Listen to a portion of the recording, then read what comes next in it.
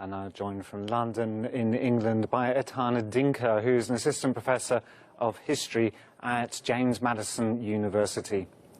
Ezana, thank you for joining us today here on A News. The Ethiopian government unilaterally called a ceasefire last week. What is the latest situation regarding that? The ceasefire is not real ceasefire. The government in Addis Ababa declared about unilateral ceasefire only because it has been defeated militarily and humiliated and forced to leave Tigray by force of arms. And another important point is that after leaving Tigray, Tigray is literally under a siege, disconnected from any form of connection. Telephone, no internet, no water services, no banking, whatever. So because of this, the tension in Tigray is not going down, but it is escalating. The latest development right now is that the Amhara invading forces to the south of Tigray region are preparing for a new round of war for which Tigray, I think, must respond to protect itself. And so the Amhara are on the side of the government. Is that right?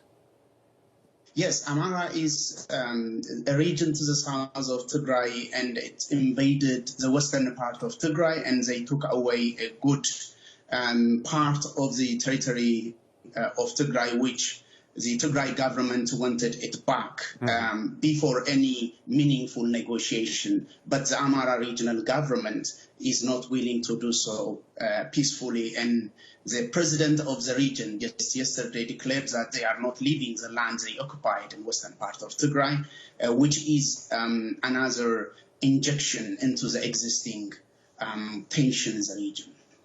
Now, as part of this ceasefire, the Eritrean troops were due to leave the region of Tigray and return to their country.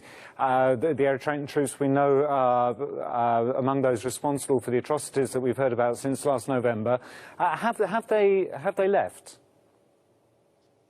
Not fully. They lost key strategic positions in Tigray, but they haven't fully left Tigray, as far as the latest information I have.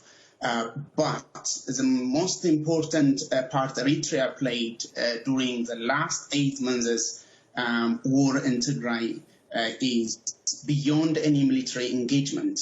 The horrific, horrible violences that they committed in the region, rapes, destruction of infrastructure, and any development sites in Tigray have been attacked by Eritrean forces. And it is not a surprise that they were invited by the regime in Addis Ababa. And the Prime Minister, Abiy Ahmed, like he said after his military defeat in Tigray, he said Tigray is no longer a threat because it's turned into ashes.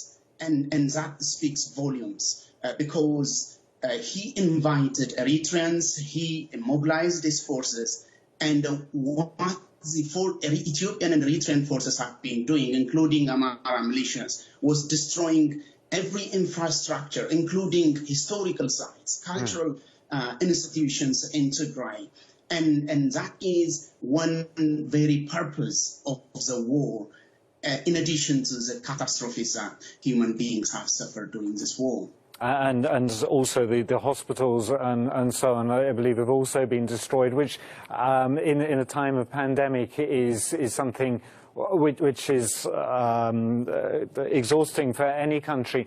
Now, Abiy Ahmed says that his retreat is to create a period of silence. Is this just a strategic retreat, or is there the realization that his attempts to take back the Tigray region, so to speak, that started in November, was a mistake?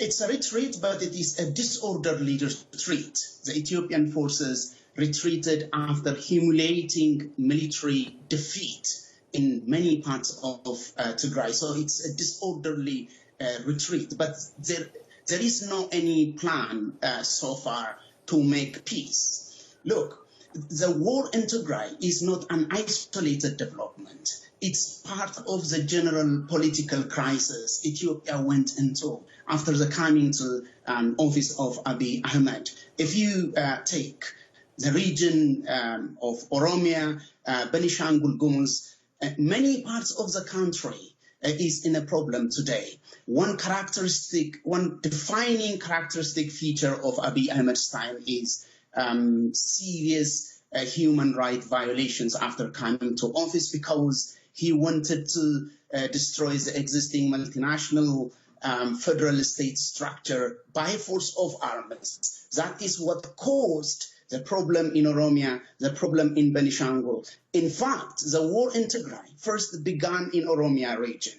And what happened in Tigray represents the climax of Ethiopia's political crisis. It was a failed transition which led into the war. That war was unnecessary. It could have been resolved through political dialogue. But the prime minister believed that he could crush any nationalist forces, the quest for regional autonomy through force of arms, which now he had seen could not work, and defeated. So the victory, the military victory in Tigray, is a victory for multinational federal forces in Ethiopia. And the sad thing is that this is almost, we're seeing history repeating itself. Back in the 80s, we saw tremendous malnutrition that caught the world's eye, and the world gave a response to that. I remember as a young man being shocked by the scenes that we saw then. Is the malnutrition as being imposed on the people of Tigray? Is this being used as a weapon of war?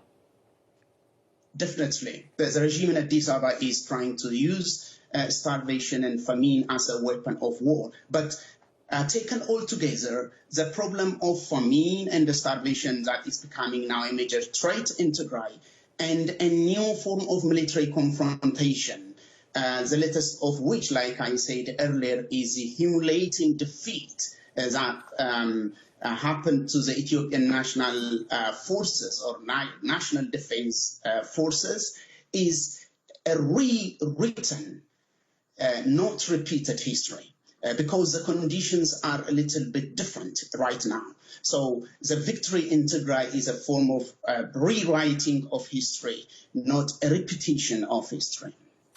Now, Tigray, I believe, has responded to the ceasefire by calling for action to be taken against Ahmed Abiy, the Prime Minister, and the Eritrean President as well, and that they should be held accountable for what has been going on over the past 8 months, and that reparations should be paid. What can we make of this? If we must make sense of what happened in Tigray over the last 8 months, all of those horrible stories that we heard, especially about rape on women, destruction of infrastructure, including hospitals at this difficult time, if we must make sense of all of these problems, people and the armed groups of people who made all of these catastrophes must be brought to justice. So without justice, nobody can try to make peace in Tigray or any other parts of Ethiopia. So if we believe that these catastrophes have happened because of the war, the primary responsible people were Abiy Ahmed of Ethiopia and Isaias Afwerki of Eritrea, because they were commander-in-chiefs of these forces who committed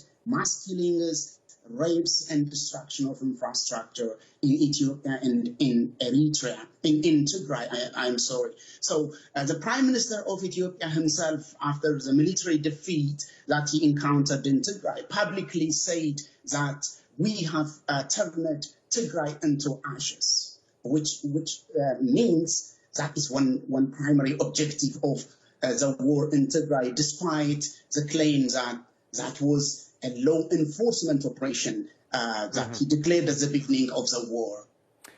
Well, the situation in Ethiopia is complicated because of all the different tribal groups I know.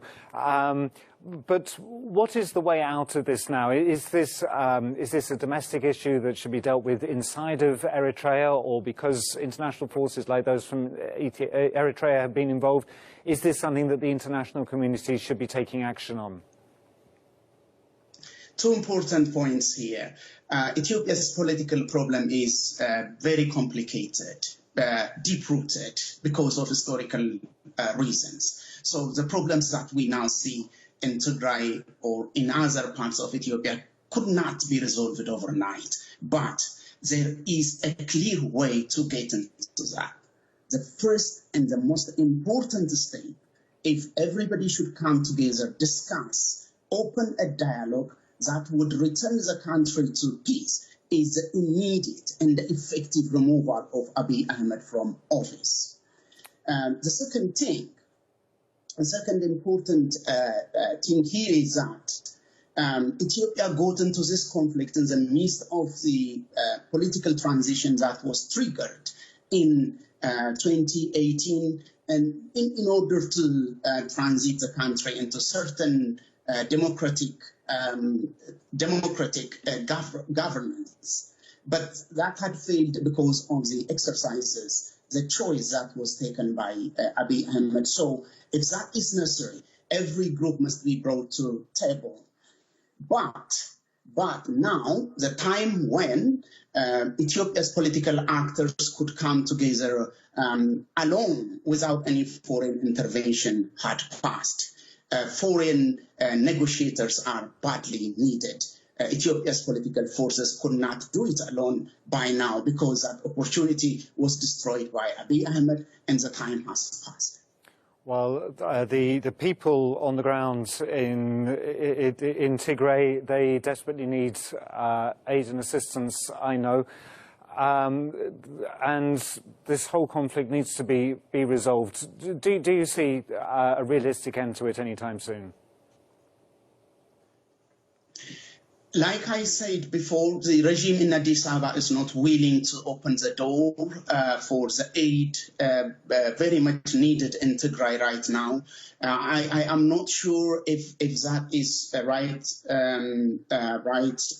implementable very soon, but I heard from the Ethiopian news outlets very lately that the flights carrying aid to Tigray is allowed by the government in Addis Ababa. But this government was caught red-handed many times, lying in public, lying to the international organizations. If that is something to happen and something to be implemented practically, that is a welcome measure. But again, like I said before, with Abiy Ahmed being in office, Ethiopia cannot see any peace and stability.